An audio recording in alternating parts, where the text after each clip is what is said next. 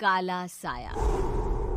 यूं तो बनारस घाट अपनी खूबसूरती के लिए बहुत प्रचलित है, पर घाट के किनारे कई राज लिए बैठे हैं। ये कहानी शुरू होती है बनारस के घाट के पास बने ममता निवास से, जहां प्रिया लाल जोड़े में ममता के घर उसकी बहू बनकर आती है।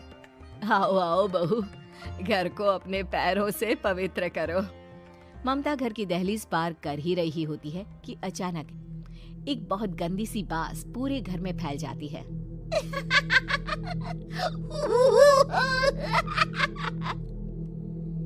ये बदबू और ये आवाजें, ये कौन हंस रहा है माँ?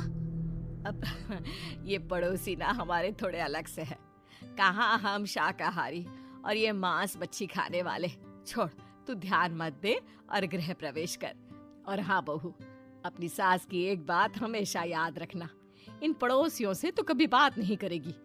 अच्छे लोग नहीं है ये। अपनी सास की ये बात मानेगी ना बेटा? हाँ माँ, जो आपकी मर्जी, मैं उनसे बात नहीं करूंगी। अगले दिन प्रिया अपनी पहली रसोई बनाने रसोई घर में जाती है। ये छोटी बात तो नाक में जा रही है। एक काम करती हूँ, खिड़की खोल देती हूँ। प्रिया खिड़की खोलने जाती है। इतने जाले, लगता है इस खिड़की को कभी खोला ही नहीं गया। पर ऐसा क्यों?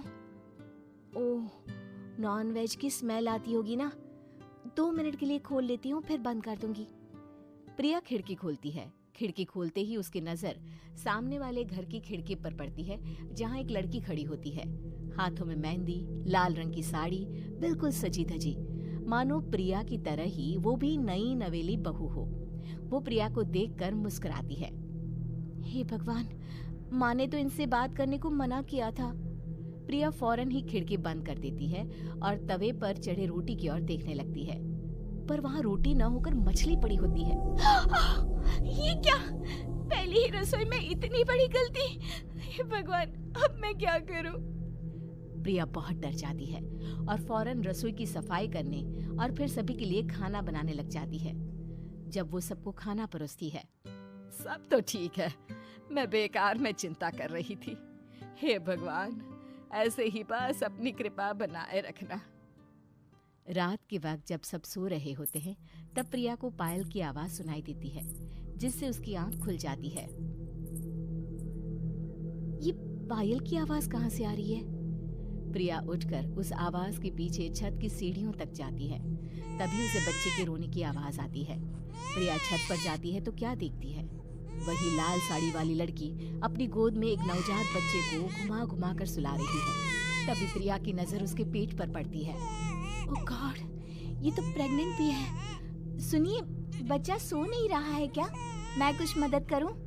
नहीं नहीं, आपके घर वालों को अच्छा नहीं लगेगा, मैं संभाल लूंगी। स्नेहा की गोद से बच्चा हाथ मारकर प्रिया की गोद में आने को छटपटाने लगता है। दोनों घर अगल बगल में बने होने के कारण प्रिया उस बच्चे को गोद में ले लेती है। प्रिया के पास आते ही वो सो जाता है। बच्चे का वो स्पर्श रात भर प्रिया भूल नहीं पाती और अगली सुबह वो छत पर कपड़े सुखा रही होती है। तभी उसे एक औरत इशारा करके बुलाती है।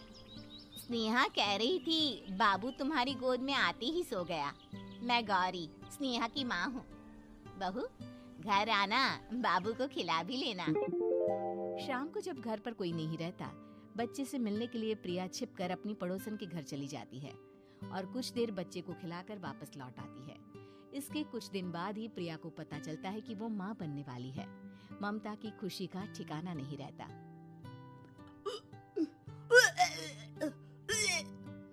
माँ जी, पता नहीं क्यों उल्टी आ रही है। प्रिया भागती हुई वॉशरूम में जाती है तो हरे और लाल रंग की उल्टी करती है। उस उल्टी में से कीड़े निकलते हैं। ये क्या? खून और ये कीड़े! माँ! माँ! प्रिया की आवाज सुनकर ममता दौड़ कर आती है, पर बेसिन में कुछ नहीं होता। प्रिया हक्की बक्की रह जाती है। ये सब क्या हो रहा है? प्रिया घबरा जाती है और अपने कमरे में जाकर सो जाती है। डर के कारण वो इतनी थक जाती है कि उसकी आंख लग जाती है। तब उसे ऐसा लगता है उसके पेट पर मानो कोई बैठा हुआ हो। कौन हो? प्रिया के पेट पर एक 5 महीने की बच्ची बैठी हुई थी, जो बुरी तरह जली हुई थी। माँ, तुम ही मुझे लाई ना अपने पेट में। मैं तुम्हारी माँ नहीं हूँ। कौन हो तुम?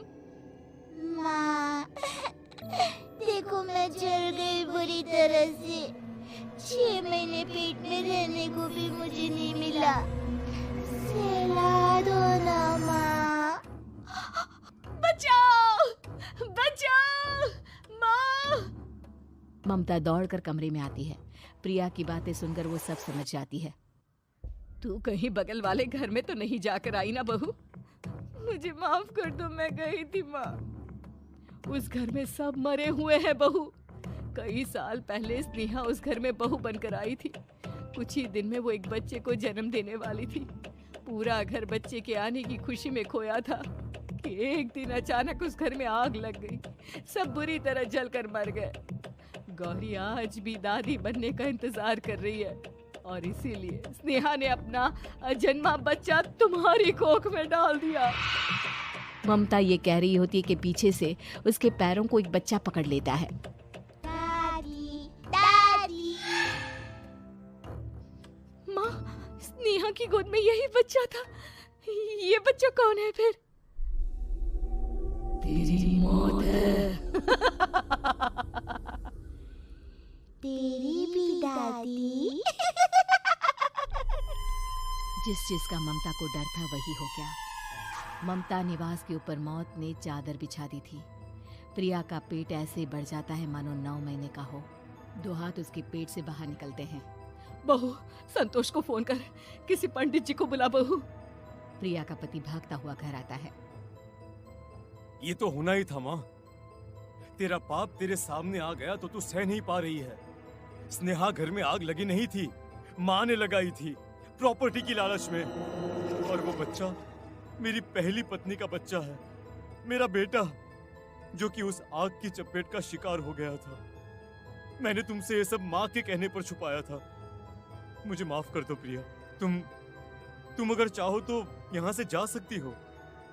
मैं तुम्हें किसी भी बंधन में रखना नहीं चाहता। मेरी शादी हुई है आपसे, मैं आपको छोड़ नहीं सकती, पर उससे पहले हमें स्नेहा, उसकी माँ और बच्चे की आत्मा की शांति करवानी होगी। संतोष और ममता गौरी के घर जाते हैं। अंदर सब कुछ जला हुआ होता है। जमीन पर जली हुई लाशें बिखरी हुई थी। ममता रो रो कर अपनी करने की माफी गौरी से मांगती है। प्रिया स्नेहा के घर वालों का अंतिम संस्कार करवा देती है और ममता निवास फिर से आत्माओं के साए से मुक्त हो जाता है।